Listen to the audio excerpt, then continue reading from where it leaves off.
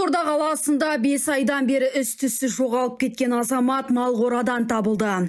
Жәбірленушінің айтуынша белгісіз адам оны қамап ұстап, қол ретінде мал бақтырған. Оқиға орнынан тілшіміз. Мен таксовать етіп жүрген адам едім. Осыдан 5 ай бұрын ана мужик отырды, бауырым қазақсың ба деді.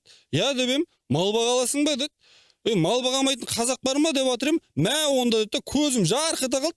Содан есімде ештеңе жоқ. Оянсам мына қорада тұрдым. Сол 5 ай болыпты ғой, мал болып жүргеніме ше. Өзімде мал болып кете сақтадым. Хорошо, что қалтама ана тұмар деген GPS сабағам. В общем, анау баланың қалтасына сап қоясың, болмаса мойнына тұмар іліп қоясың. В общем, любой время звондайсың, балаңның қай жерде тұрғанын картадан көрсетеді ғой, координатпен ше, мына жерде тұр деп.